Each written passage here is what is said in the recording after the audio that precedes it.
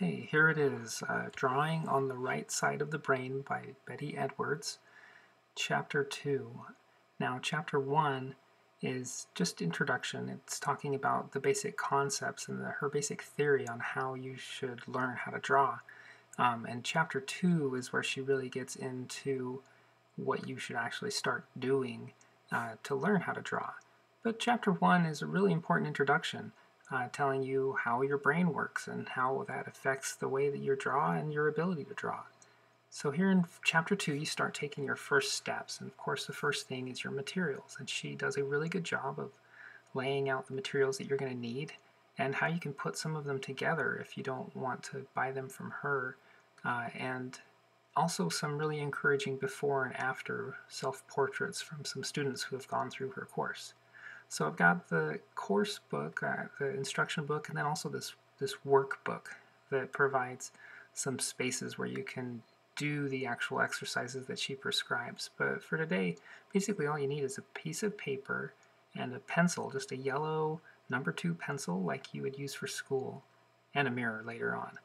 So the first assignment is to just draw a face from memory, a face of someone you know or someone you've seen. And so I picked a friend of mine and I just sort of dove in, and I have to say this made me really nervous. My first few marks on the page were very tentative.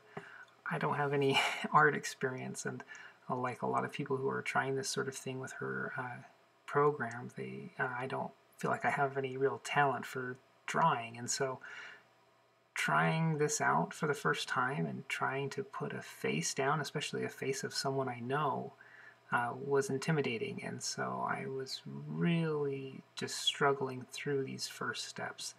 I thought about my friend's face and I thought, well, I know he has ears, so I'll try and draw some of those. I know he has some eyebrows. I know he has a mouth, and I've got to say the mouth was the worst part, and I'm so sorry to my friend. If I don't name him here, it's fine. He will never know that this is actually a drawing of him because it looks nothing like him. But part of that is the whole point of drawing someone in real life, is that this is a good measure of where you're at right now. You draw someone who actually exists in real life, and then you can compare your drawing to that person's face in real life and see how good you are. And here I'm just really not very good. I know that he's got these kind of wrinkles at the corners of his eyes, so I'm going to try and draw those. I'm trying to draw an eye shape. I know there's a pupil and an iris in your eye, but I'm really struggling. I don't even have a picture of him. I'm just trying to do this completely from my memory, from my mental image of what he looks like. And I'm going to speed this up a little bit because it gets a little painful to watch me just really struggling through trying to put this guy's face together. So as I'm doing this, I'm thinking, wow, I don't think I've ever looked that closely at my friend's face. I'm surprised. Like, what? I know he wears glasses. What shape are the glasses? I think they're kind of curved on the top and the bottom, but I don't know. They could be totally square. I've never actually spent that much time looking at him. And so doing this just really makes me appreciate what she's getting at in the book, that drawing helps you to see. And that's one of the main benefits of learning how to draw, is that it helps you learn how to see. So thinking about his mouth, and is it a wide mouth? Does he have thick lips or thin lips? Does he have kind of a wide nose? And after I drew this, I realized, he doesn't really have that wide of a nose. He kind of has a pointy nose and with a little knob on the end of it. And I totally missed that in this drawing. I do know that he has thick hair because he lets his kids ride on his shoulders and they grab his hair to stabilize themselves, and I guess I'm a little jealous of his thick hair, being totally bald as I am. And so I'm not sure at all how to draw hair. I'm just drawing it hair by hair almost, and it looks like hair plugs. It's just a mess. I'm so sorry to my friend for even attempting this, but I figured he's a patient guy and nice, and he'll forgive me if he ever finds out that I tried to draw a picture of him from memory and that it turned out like this. I was kind of hesitant to use an eraser because I wanted to just sort of get this out on paper, not try to go back and correct things as I went. But at some points it was just so bad, I knew I needed to erase some parts of it. I don't know if that's allowed under the instructions. She didn't really say, and so I was just hoping that that would be okay. Now, my friend and I were both in jobs where we have to wear suits a lot, and so I drew him in a suit, and then I had to think, what does a suit look like? I wear one every day. I look in the mirror at myself wearing a suit every day, but I can't actually piece together very well what the lapels on a suit look like, what does the collar look like, uh, what are the proportions of the shoulder pads to the lapels and the collar and the shirt collar and the tie knot and all of that. I'm really just guessing. It's kind of silly. But again, that's part of the point, is that when you're first starting to draw, you have this measure against reality. Can you recreate what exists in the real world? Now, as I'm drawing this, I just want to re-emphasize that this is pre-instruction. All I've read is chapter 1 of the book and the first few pages of chapter 2. I haven't gotten any sort of instruction on how to draw at all. So this is completely a before type picture. And so I'm hoping that the after picture is much better. That's the hope. But I'm not intentionally making this bad so that my improvement later looks better. I'm actually trying to do a good job here. I know, suits are usually darker. I don't know how you make a convincingly darker color with a pencil that looks not like scribbles like this. So I'm just really flailing here. I know there's probably some shadowing that might be helpful. I hear that shadowing makes things look more realistic. I'm like trying to shadow his upper lip, but then I realized, oh, that looks terrible. Looks like he has a terrible mustache. He's kind of a smiley guy, so I thought, oh, maybe I'll try to add some smiles, but nope, that didn't work either. She says to sign and date your drawings, and I was embarrassed to even put my name on this, but I'm trying to just follow the program as she prescribes it, so here's a picture of my friend from memory, signed and dated. And yeah, that's the finished product, such as it is.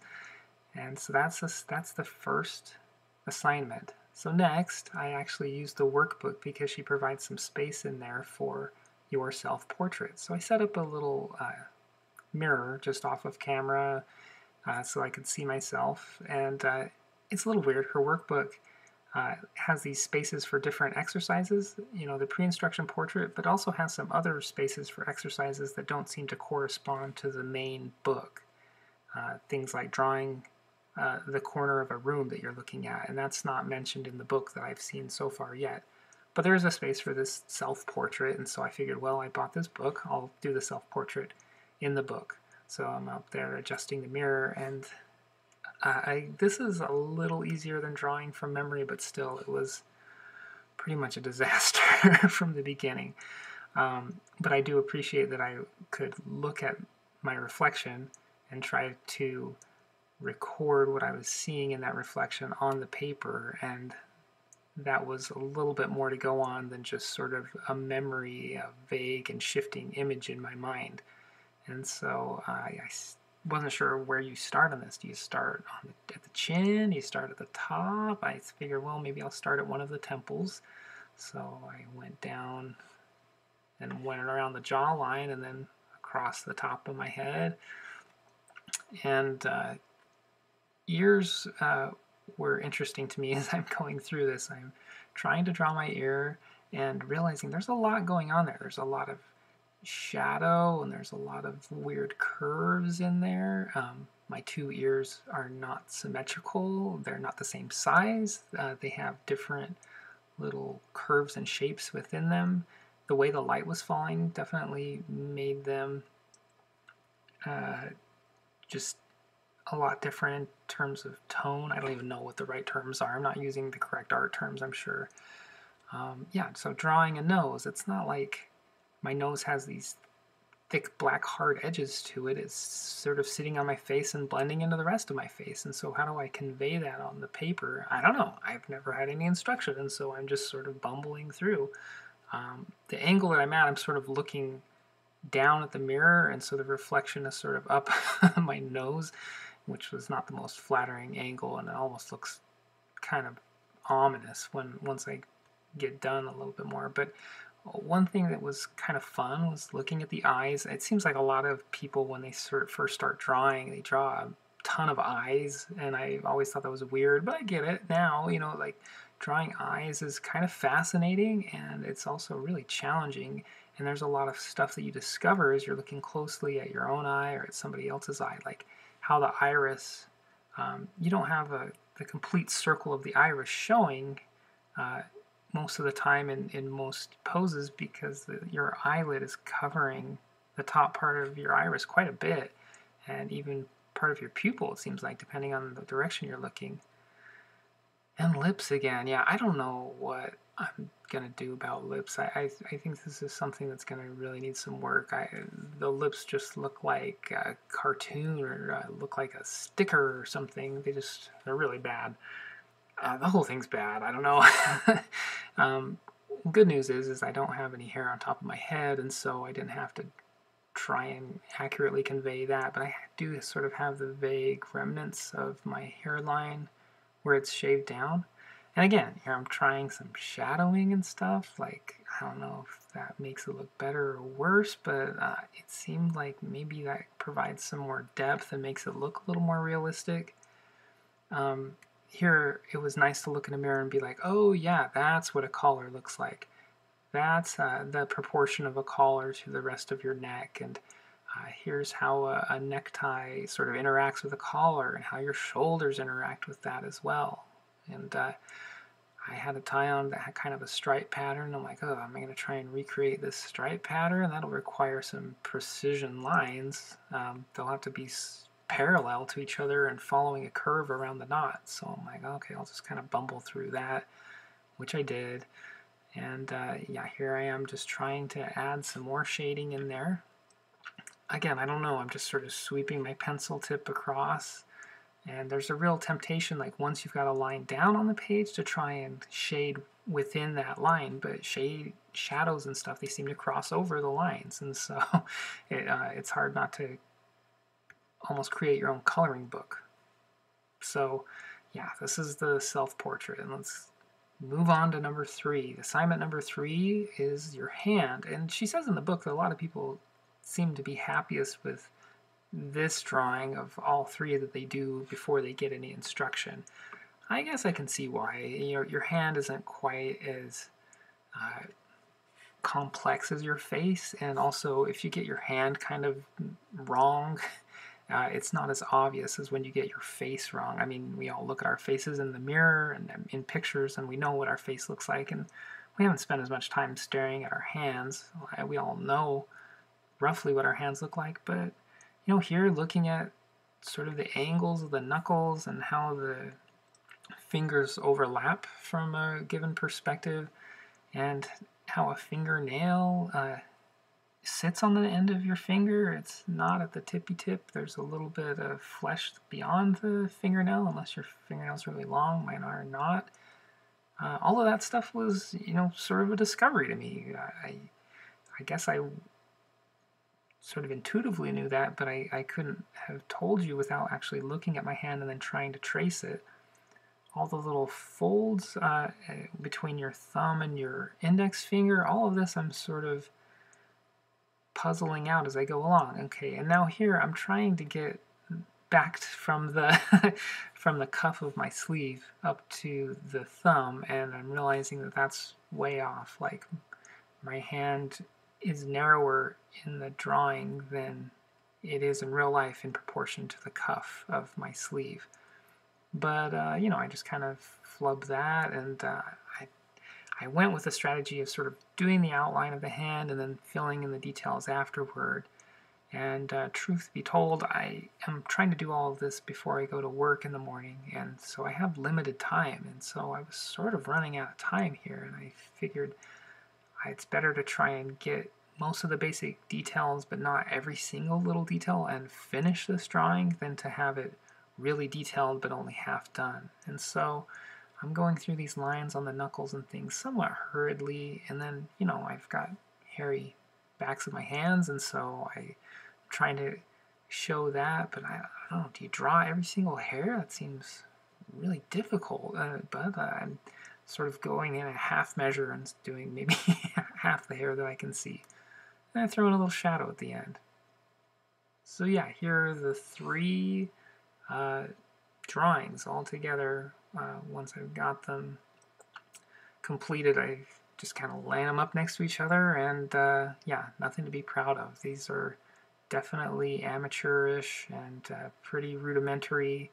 That drawing of my friend is really embarrassing, and so I'm pretty sure I'm going to keep these well hidden from him so that he doesn't lose respect for me.